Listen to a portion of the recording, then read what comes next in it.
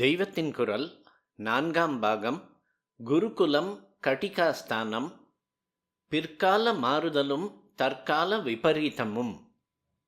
அறிவு குணம் இரண்டாலும் வித்யார்த்தி யோக்கியதாம்சமுள்ளவனாக இருக்க வேண்டும் என்பது பூர்விகர் ஏற்பாடு.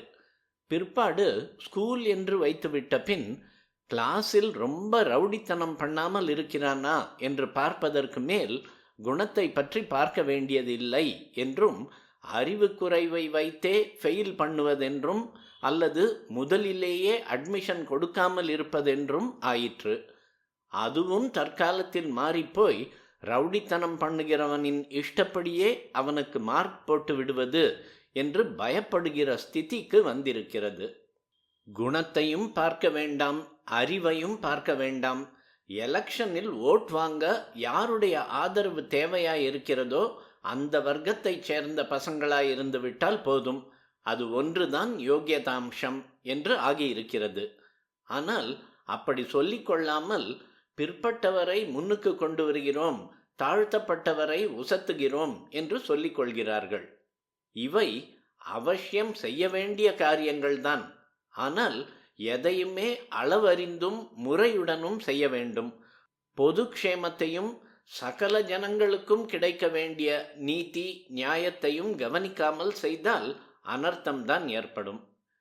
இன்றைக்கு உள்ள சில சமூகங்களைச் சேர்ந்த பசங்களின் தாத்தாவும் கொள்ளு தாத்தாவும் ஆதிகால பூர்விகர்களும் நிறைய கல்வி கற்ற போது வேறு சில சமூகத்தினர் அப்படி செய்யவில்லை அல்லது செய்ய முடியவில்லை என்பதற்காக என்றைக்கோ உங்கள் தாத்தாவும் அவருக்கு தாத்தாவுடைய தாத்தாவும் படிப்பிலே கொடி கட்டி பறந்து விட்டார்களோ இல்லையோ, அதனாலே இன்றைக்கு நீங்கள் எத்தனை புத்திசாலிகளாயிருந்தாலும் உங்களை இரண்டாம் பட்சமாகத்தான் கருதி கலாசாலைகளில் இடம் கொடுப்போம். உங்களை விட தகுதியிலே குறைந்திருந்தாலும் யாருடைய தாத்தா முத்தாத்தா படிக்கவில்லையோ அவர்களுக்குத்தான் இடம் ரிசர்வ் பண்ணி வைப்போம் என்கிறார்கள். இப்படி சொல்வது வேறு எதற்கு பொருந்தினாலும் பொருந்தும். ஆனால் பகுத்தறிவுக்கு எப்படி பொருந்துகிறது என்பது புரியவில்லை. ஆனாலும் தங்களை பகுத்தறிவாளிகளாக சொல்லிக் கொள்கிறவர்கள்தான் இப்படி செய்து வருகிறார்கள். ஆதியிலே நிஜமாகவே ஜனசமூகம் தொழில்களால் ஜாதியாக பிரிந்திருந்த போது அந்த பிரிவினைக்கு ஒத்தாசையாகவே செய்திருந்த கல்வி முறையின் ஏற்பாட்டை ஜாதி கொடுமை என்கிறார்கள்.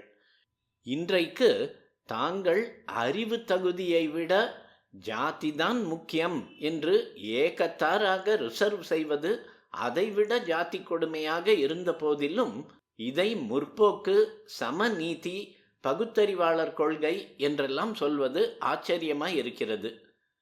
பின்னால் இருப்பவரை முன்னால் கொண்டு போவதை யாரும் ஆக்ஷேபிக்கவில்லை.